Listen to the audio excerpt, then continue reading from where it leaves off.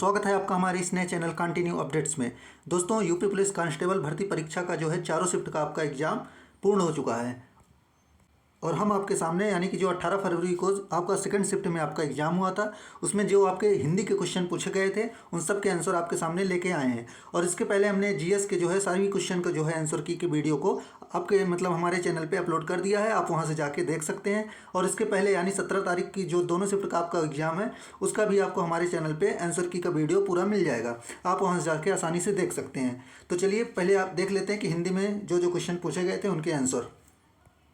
हालांकि paper leak होने की भी खबर इस समय तेज़ी से चल रही है कि आपका जो 18 फरवरी को आपका सेकंड शिफ्ट में एग्जाम हुआ था उसका जो है पेपर पहले से ही लीक हो चुका था। तो हालांकि सरकार ने जो है एक जांच की कमेटी जो है गठित की है, अब आगे क्या होता है वो देखने वाली बात रहेगी। लेकिन इससे पहले अगर आप एग्ज़ाम दे के आए हैं तो आप अपने जो है आंसर का मिलान जरूर कर लें। तो चलिए क्वेश्चन की तरफ चलते हैं। तो इसमें है कि निम्नलिखित में से तत्सम तद्भव का कौन सा युग्म गलत है। तो आपके पेपर में हो सकता है कि अगर आपका दूसरा सेट का पेपर हो तो आपके जो ऑप्शन है वो आगे पीछे हो सकते हैं और क्वेश्चन भी कुछ आगे पीछे हो सकते हैं, तो आप अपने हिसाब से उसका मिलान कर लीजिएगा। तो पहला क्वेश्चन है कि निम्नलिखित में से तत्सम तद्भव का कौन सा युग्म गलत है। तो इसका जो सही उत्तर हो जाएगा वो हो जाएगा भित्ति और भय, यानी डी ऑप्शन आपका करेक्ट हो जाएगा। अगला क्वेश्चन है कि निम्नलिखित में से सेठ शब्द का तो है तत्सम शब्द कौन सा है। तो सेठ शब्द का जो है तत्सम रूप होता है श्रेष्ठी, यानी डी ऑप्शन आपका करेक्ट हो जाएगा। अगला क्वेश्चन है कि निम्नलिखित में से सरस्वती शब्द का पर्यायवाची कौन सा नहीं है, यानी कौन सा पर्यायवाची इसमें नहीं है ये पूछा है। तो आपका वागीश्वरी, शारदा और भारती ये तीनों आपके सरस्वती शब्द के पर्यायवाची होते हैं, लेकिन कामनी आपका सरस्वती शब्द का पर्यायवाची नहीं है, तो बी ऑप्शन ही आपका जो है करेक्ट हो जाएगा। चलते हैं अगले क्वेश्चन की तरफ। अगला क्वेश्चन है कि घूमने फिरने वाला जो है साधु के लिए वाक्यांश के लिए एक शब्द लिखना है। तो इसका जो सही उत्तर हो जाएगा वो हो जाएगा परिव्राजक, यानी ए ऑप्शन आपका करेक्ट हो जाएगा। अगला क्वेश्चन है कि श्रुतिसम भिन्नार्थक शब्द युग्म नियत और नियत के सही अर्थ भेद का चयन कीजिए। तो नियत माने होता है निश्चित और नियत का अर्थ होता है इरादा, यानी बी ऑप्शन जो है इसमें आपका करेक्ट हो जाएगा, यानी निश्चित और इरादा। आपका 43 नंबर का जिसने बी लगाया होगा उसका आंसर जो है सही होगा। अगला क्वेश्चन है कि निम्नलिखित में से किस वाक्यों में मुहावरे संबंधी जो है अशुद्धि है। तो मुहावरे संबंधी अशुद्धि बतानी है तो आपका जो डी ऑप्शन है इसमें आपका मुहावरे संबंधी अशुद्धि है, क्योंकि इसमें लिखा है कि पुलिस को देखते ही रमेश के चेहरे पर हवाइयाँ दौड़ने लगी। तो इसमें हवाइयाँ उड़ना होगा, तो आपका डी ऑप्शन जो है करेक्ट हो जाएगा। अगला क्वेश्चन है कि निम्नलिखित में से किस विकल्प में सभी शब्द जो है स्त्रीलिंग है। तो इसमें आपका समाधि और दीमक जो है ये आपका स्त्रीलिंग है, तो आपका बी ऑप्शन जो है करेक्ट हो जाएगा। अगला क्वेश्चन है कि गुरु शब्द का बहुवचन शब्द क्या होगा। तो गुरु शब्द का जो बहुवचन होता है वो होता है गुरुजन, यानी डी ऑप्शन आपका करेक्ट हो जाएगा। चलते हैं अगले क्वेश्चन की तरफ। 47 नंबर क्वेश्चन है कि निम्नलिखित में से किस वाक्य में जो है अपादान कारक है। अपादान कारक मतलब से अलग होने से मतलब होता है। तो मेज से पुस्तक गिरी, तो यानी डी ऑप्शन आपका इसमें करेक्ट हो जाएगा। अगला क्वेश्चन है कि स्वर्णिम शब्द में कौन सा प्रत्यय है। तो स्वर्णिम शब्द मतलब जो वाक्य के मतलब शब्द के जो पीछे लगता है उसे प्रत्यय बोलते हैं, तो इसमें आपका इम प्रत्यय हो जाएगा, यानी डी ऑप्शन आपका करेक्ट हो जाएगा। संग्राम शब्द मूल शब्द और उपसर्ग कौन सा है। तो इसका जो सही उत्तर हो जाएगा वो हो जाएगा आपका सी नंबर, सम प्लस ग्राम, यानी सम मतलब जिसमें आपका हलंत लगा हुआ है वो आपका सही उत्तर हो जाएगा, नहीं सी ऑप्शन आपका करेक्ट हो जाएगा। अगला क्वेश्चन है कि निम्नलिखित में से कौन सा अव्ययी भाव समास का जो है उदाहरण है। तो अव्ययी भाव समास मतलब भरपूर, आपका ये आपका अव्ययी भाव समास का उदाहरण है, यानी डी ऑप्शन आपका करेक्ट हो जाएगा।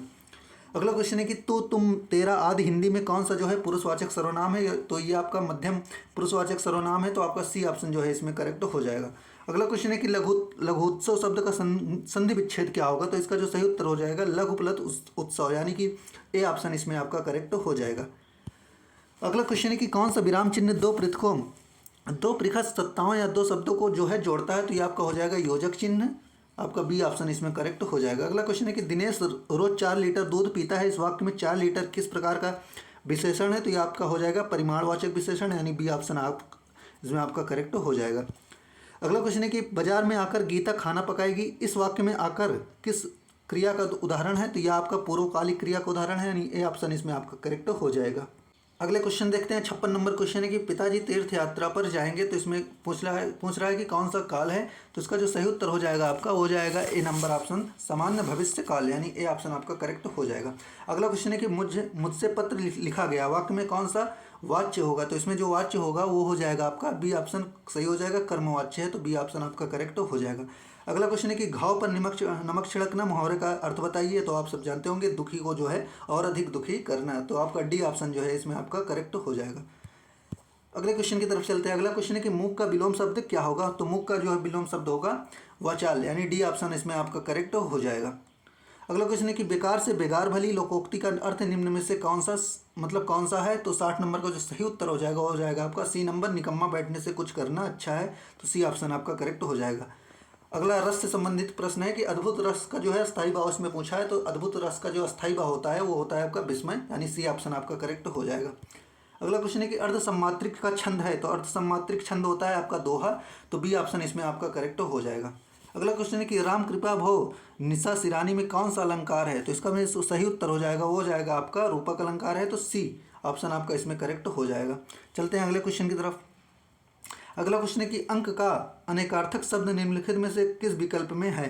तो इसका जो सही उत्तर हो जाएगा आपका वो हो जाएगा संख्या, यानी बी ऑप्शन आपका करेक्ट हो जाएगा।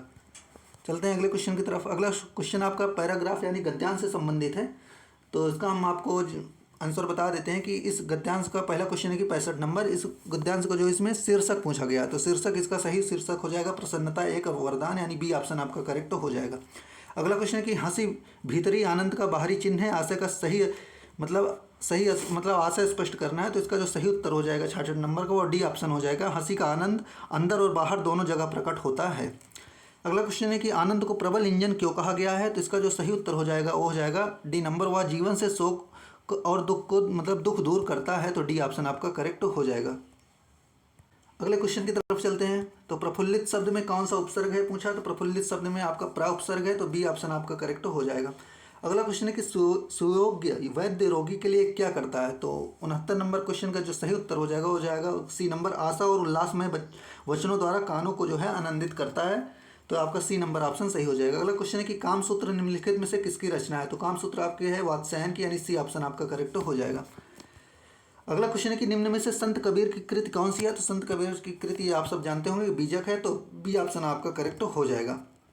अगला क्वेश्चन है कि मैथिली शब्द के प्रसिद्ध कवि कौन से हैं। तो 72 नंबर का क्वेश्चन सही हो जाएगा। इसका आंसर विद्यापति हैं। तो ए ऑप्शन आपका करेक्ट हो जाएगा। अगला क्वेश्चन है कि निम्न शब्दों में से कौन सा शब्द जो है क्रिया विशेषण है। तो आपका क्रिया विशेषण है धीरे धीरे। तो बी ऑप्शन आपका करेक्ट हो जाएगा। अगला क्वेश्चन है कि निम्न में से कृष्ण शब्द का जो है पर्यायवाची कौन सा है। तो ये सब आप जानते हैं। तो कृष्ण को हम मुरारी भी बोलते हैं। तो बी ऑप्शन आपका सही हो जाएगा। अगला क्वेश्चन है कि श्रुति सम भिन्नार्थक शब्द पानी और पानी का अर्थ निम्नलिखित में से कौन सा है। तो पानी का अर्थ जल होता है और एक पानी का अर्थ होता है हाथ। तो बी ऑप्शन आपका इसमें करेक्ट हो जाएगा।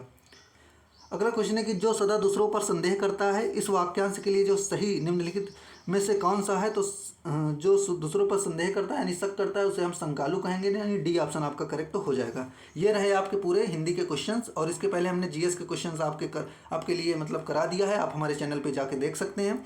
और इसके बाद हम मैथ और रीजनिंग के भी क्वेश्चन अभी थोड़ी देर में आपके लिए वीडियो अपलोड कर देंगे। आप हमारे चैनल को जरूर सब्सक्राइब करके बेल आइकन ऑन कर लीजिए, ताकि जब भी हम वीडियो अपलोड करें आप तक नोटिफिकेशन पहुँच जाए। और कोई भी डाउट हो तो आप नीचे कमेंट सेक्शन में पूछ सकते हैं। और अगर किसी भी आंसर को बताने में हमसे गलती हुई हो तो आप उसका सही उत्तर हमें नीचे कमेंट बॉक्स में ज़रूर बताएं। तो मिलते हैं हम आपसे नेक्स्ट वीडियो में। तब तक के लिए नमस्कार।